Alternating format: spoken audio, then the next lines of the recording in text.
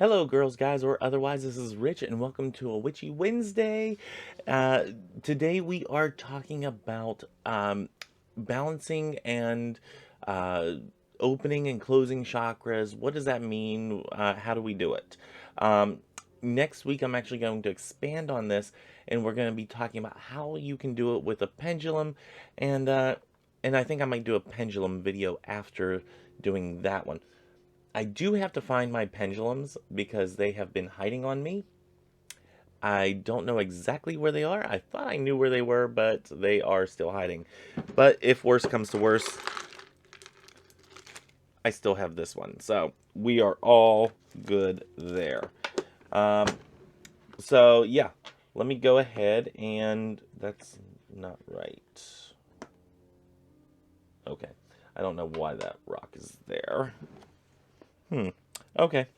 Um, yeah, I am missing a rock out of my thing. But anyway, before we get into it, let's go over some particulars. If you are not yet subscribed, go ahead and hit the subscribe button right down there. Doesn't cost you anything, costs me everything. Hit that bell notification so you get notifications if YouTube thinks that you should. Hit that like button or dislike button, respectively, if you like or dislike these videos. It appeases the algorithmic gods of YouTube. All hail the algorithmic gods of YouTube as I bump the mic. Let's see, what else? Leave a comment if you have any additional... Stupid mic. Leave a comment if you have any additional things to add, or if you have something to take away from it. Let me know your thoughts and feelings and whatnot. And if you have any other suggestions or whatnot, leave them down in the comment section below. And check out the description box for, things of how to get in touch with me, like Twitter, email. And also, if you like to support this channel, you can buy something from my eBay store. You can soon, uh, become a patron and whatnot. So, stuff like that. Anyway, let's go ahead and get into it. So, we talked the last several weeks on chakras, what they are, where they're located, what does it mean if they are blocked or whatnot.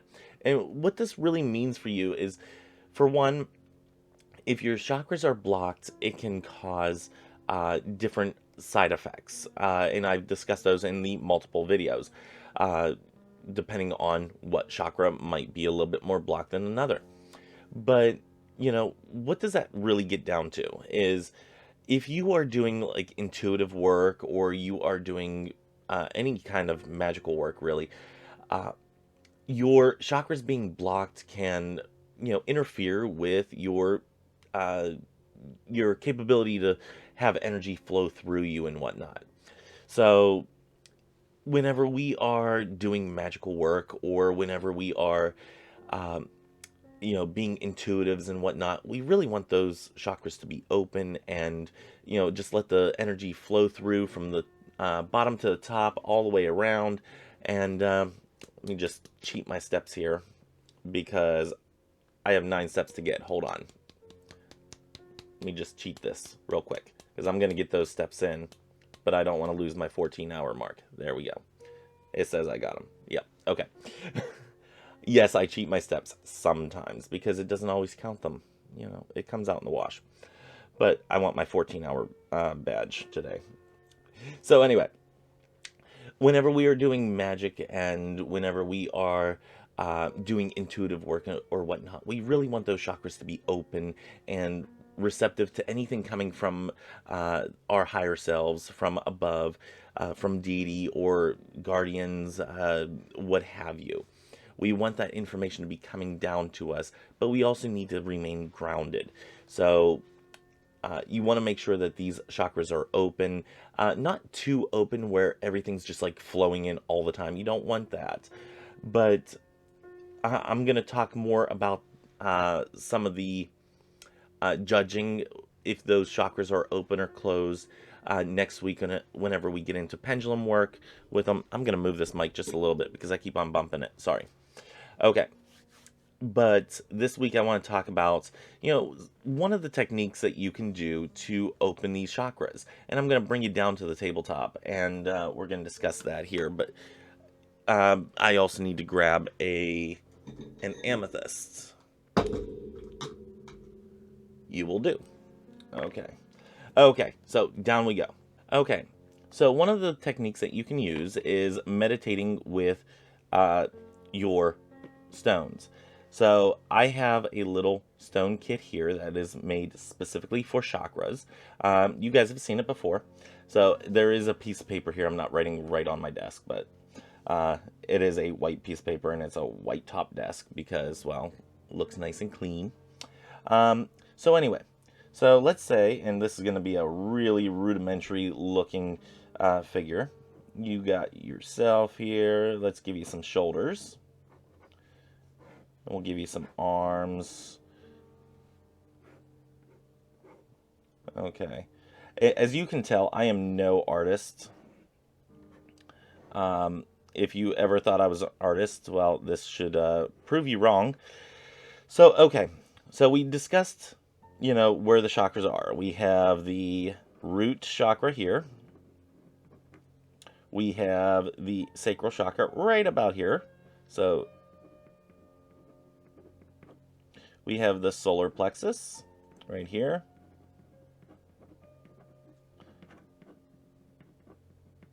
Is it US? Okay, yeah. Then we have the heart chakra. It's about right here. And that's your bridge chakra. We have your throat chakra right about here. And I know I'm having horrible handwriting. I usually have good handwriting, but today not so much. And then we have the third eye. We'll give you some eyes here. Yeah. Give you a nose. We'll give you a smiley face. How about that? Again, not an artist. Okay. And then we have the third eye. So this is the third eye. And then we have the crown chakra. Now, like I said, some people say the crown chakra is above the head here. But I like to think of it as being halfway in the head and halfway out. Either way, you're okay. So this is the crown. So one thing that you can do to balance these chakras, and to really get a gauge of how to open these chakras up and become a little bit more in tune with them, is you can take these, and this is not always easy to do depending on the person and how your body is formed and whatnot. But yeah, it is kind of possible. You can place these stones directly on your person. So we got the heart. Come on. And I gotta get these out of the box. Got the heart chakra right there. Now, as you place each one on the respective body part, what you're going to do is you're going to also say your respective. Now that's like in between the eyebrows area, and then that one we can just set right there. As you're putting these on, you're going to say something like, "I am grounded." Let's see. What was the one for sacral is, or one that we can use for sacral is, I have, I am virile, or I am safe. This one, solar plexus chakra, I have power. I am loved for the heart. I speak my truth. For the third eye, I connect to my higher self, or I can, or you can even use I have the power, or I have power in this one. The crown chakra would be more of the, I I am connected to my higher self, or I am connected to the divine. I am connected to the universe. And you can use these individually. You don't have to do them all at once. Say you're having throat chakra problems. Just setting it right on your throat here, and you can say, I speak my truth. This is one I tend to work with a lot. The heart chakra, I am loved. Uh, or I love myself. So we can really do a lot with these stones in meditation while we're saying those affirmations. Again, those affirmations are on the individual respective videos. So write one down that speaks true to you. You know, those videos are live, so you can go ahead and go watch those or rewatch those, and write those on down. And use those in your practice with a stone, and you can put it on that body part, or you can just hold these stones and meditate with these stones, and that's fine too. But really focusing in on that area, feel the stone on on your throat or on your root chakra, the perineum. Um, feel the stone there. um, you know, just see how it feels, and know that that stone has a job with that particular chakra. Know that it is opening or closing; it's balancing it out. Again, you don't want the chakras too opened, but you also don't want it too closed. So that's something to keep in mind. And yeah, I think that's all that I have.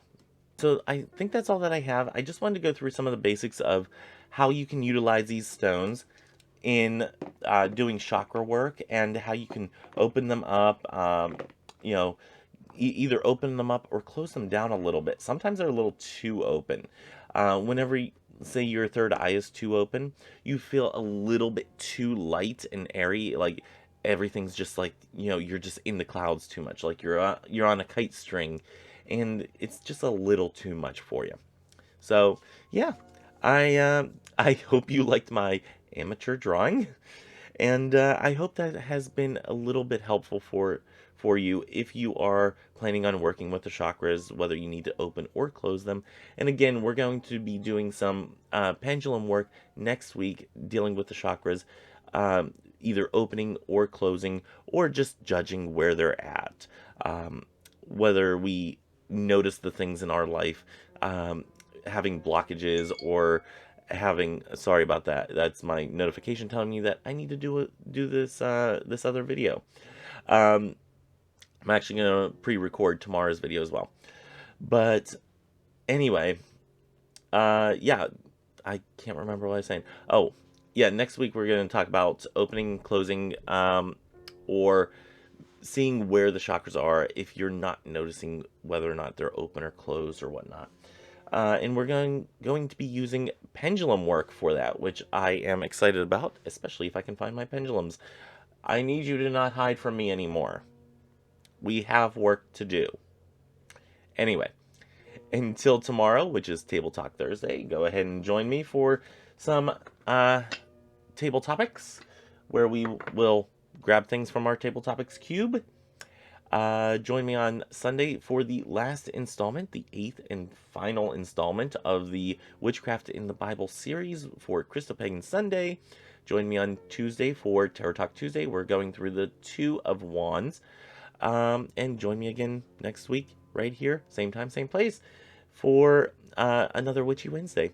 Until then, may you have love, hugs, and ladybugs. Bye-bye.